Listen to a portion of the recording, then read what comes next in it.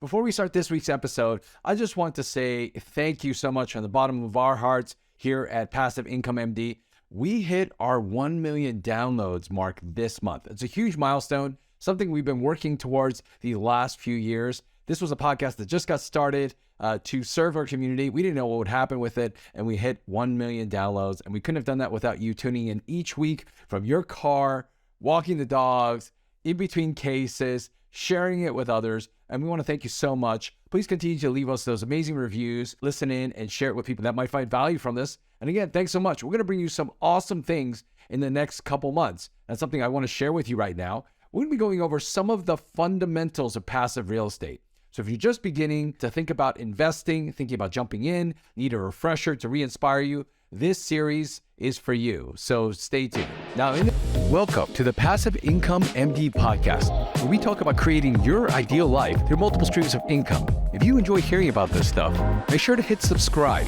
Now let's get on with the show. At this current moment, the market seems to be going a bit crazy. If you're in real estate, you're in stocks, hearing about all these bank failures, there's probably a lot of uncertainty going on in your mind about where you need to be financially. It's been a long time since we've had to deal with some of these issues. Many of you weren't even practicing yet. Many of you were in your training when the market actually had a bear market, when things were going down. So this is brand new for you. We've lived in this time, in fact, unprecedented time in a lot of ways, time of prosperity. Was credit, money was cheap, and all asset values were rising. It was hard to make a mistake actually in finances. You just needed to take action to do well for the most part.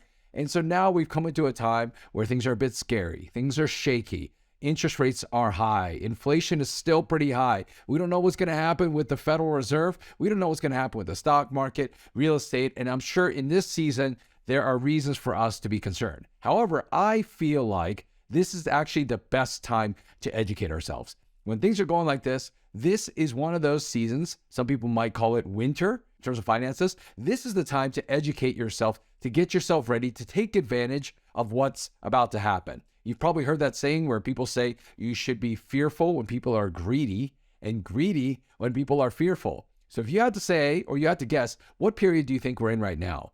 If it were up to me, I'd say we're getting really, really deep into that fearful stage, which is where I believe we are poised as a community. For those who are listening to this, you're not just like everyone else.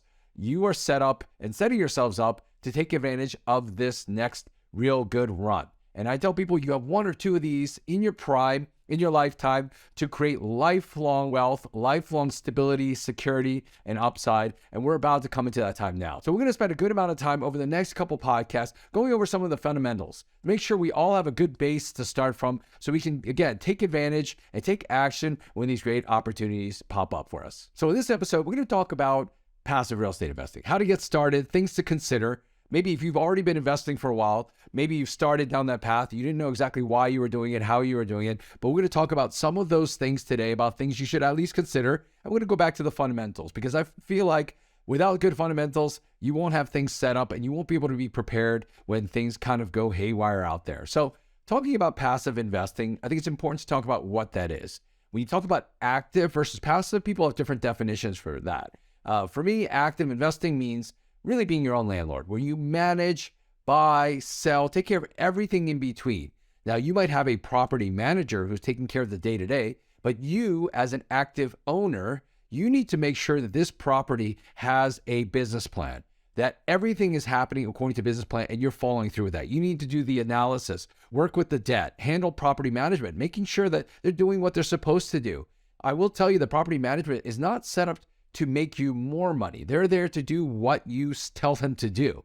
They're there to make those repairs, do the day-to-day, but from a strategy standpoint, that's really not their forte, or at least they say they will be, but it's up to you to manage the asset and make sure things are working well for you. So active investors are typically very, very hands-on. It's your own property. So there's a significant amount of time and effort that goes along with it, and the rewards can be there for you in the end. It's all about control. Since it's your property, since you are the one that owns it, you can decide whether you want to do a refinance, whether you want to buy, you want to sell, you want to fix certain things, you want to spend money here, not spend money here. It's up to you to make those decisions. So with a fair amount of experience, understanding the market, knowing the rest of your portfolio, active real estate investing can be something that you can utilize to really help you get your goals in a very, very quick and powerful way. Now, of course, again, that comes with a lot of time and energy investment. Of course, the downside is available for you too. So there's a fair amount of risk that comes with active because everything is on you. But again, there isn't reward without risk. So taking an active stance when it comes to real estate investing is something that many people should consider, at least for part of their portfolio. Now, we talk a lot about passive real estate investing in our community because our community members are usually high income professionals. They're doctors, they're physicians, they're dentists, they're lawyers, and they're people that do pretty well in their day job. They know that they can clock in, get paid. Now, what they're looking for is more time freedom. And so they're actually not looking for a day job. In fact, for a lot of these people, they can make more money if they were just able to go in and moonlight, open up their clinic, whatever it might be, than it would be to try to change their job altogether. So for many of them, they want to be able to funnel that income into other income streams and create that passive income. So they don't want to put in more time, energy, and effort. So usually passive real estate investing is something that appeals to many people in our community, at least for part of their portfolio. What passive real estate investing is, it's usually investing in someone else's deal.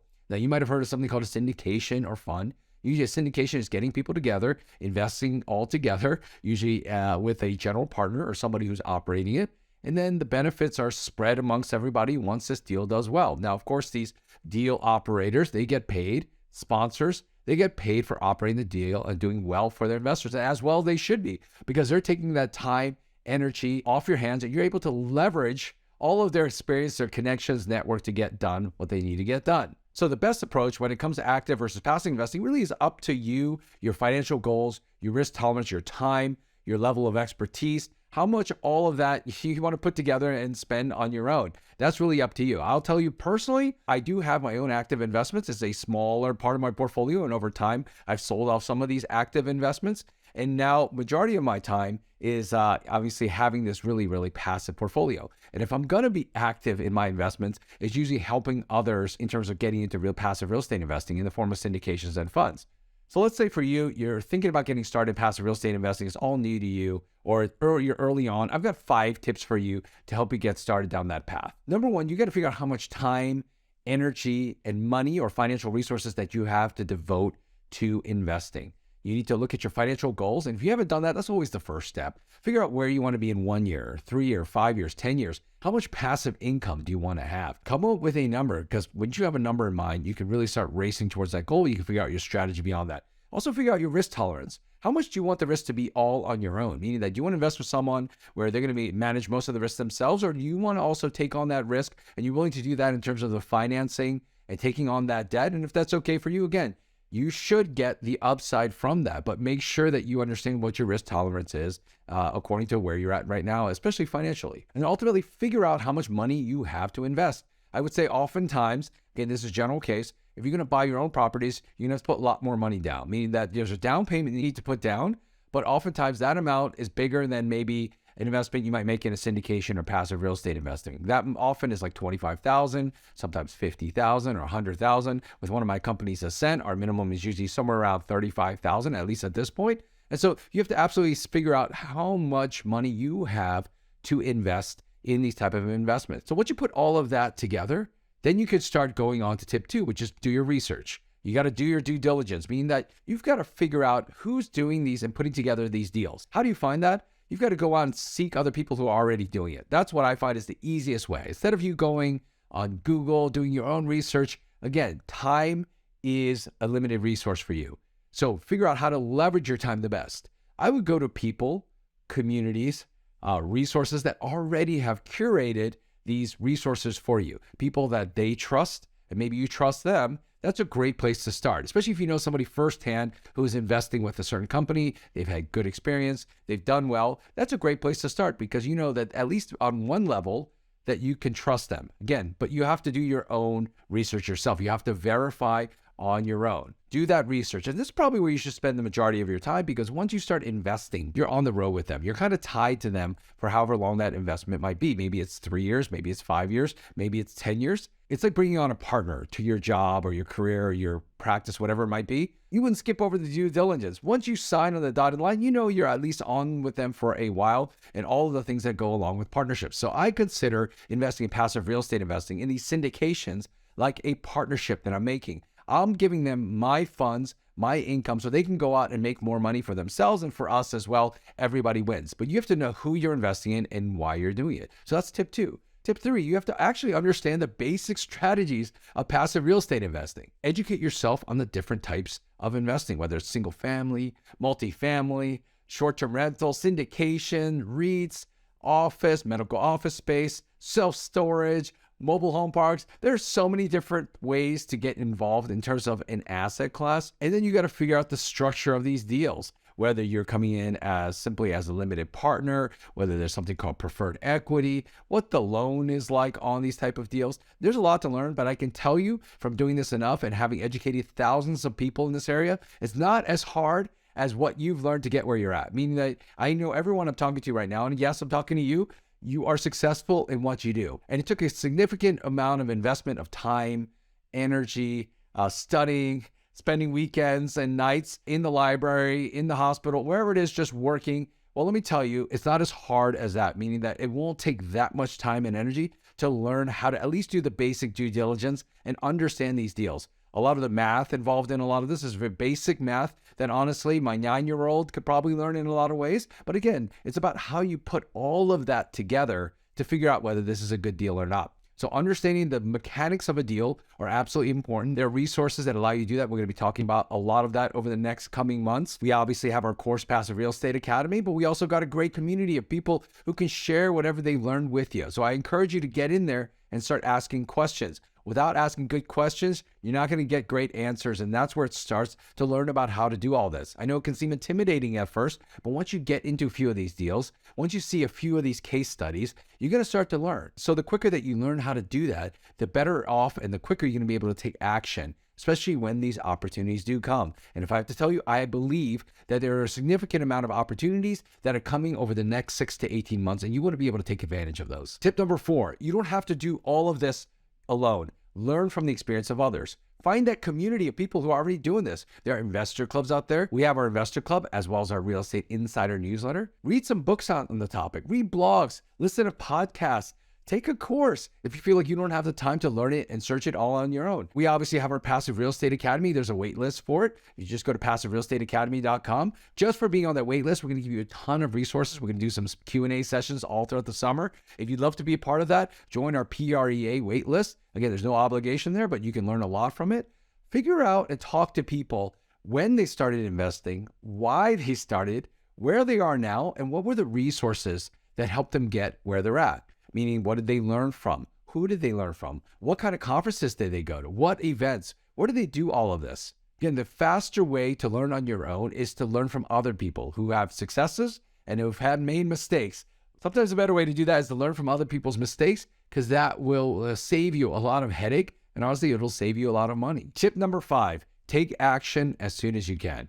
I know this is a tough one because this is a scary market to be in, but I promise you, when it gets scarier, meaning that there's more fear in the market, the news of everything falling down, I know that may seem scary right now because of everything that's happening in the market. In fact, I will tell you it's going to get worse before it gets better, meaning that the news you're going to hear out there about apartment buildings or real estate, or about finances in general, it's going to seem like it keeps getting worse. I'll tell you, that means that is where most of the opportunity is. If you talk about the greatest transfer of wealth, it always happens in recessions. It happens in downtimes when people are scared, when they're selling off their assets, meaning they're selling their properties at a discount, and other people are able to pick them up. I will tell you, if you don't take action, or you haven't taken action, at least up to this point or very soon, you won't be able to take action or have the confidence to do so when it does come time. So my recommendation is take some sort of action. Maybe it's a small amount. Take a nibble to learn.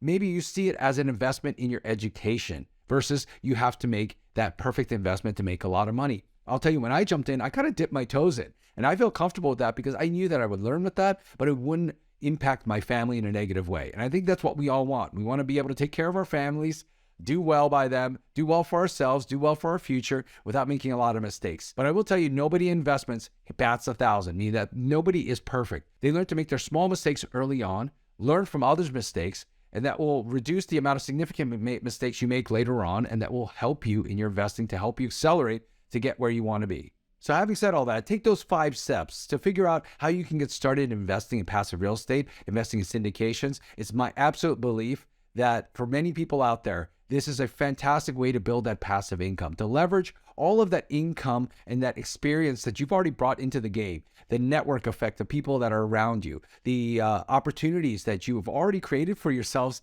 just by being part of this community in general. A lot of that can be leveraged to help you create that passive income. I tell you, it starts one step at a time. Maybe it's $100 here, maybe it's 500, but then it starts to get significant for you, but it doesn't happen unless you get started. So stick with us over the next couple months as we provide that education and that foundation to help you get confidence, take action in this market. I'd love to see our community really take advantage of this, do well, and I believe this time is your opportunity to really get started, build that strong foundation, and get you set up for the future. I'm so excited about it. I hope you are too. Thanks and take care.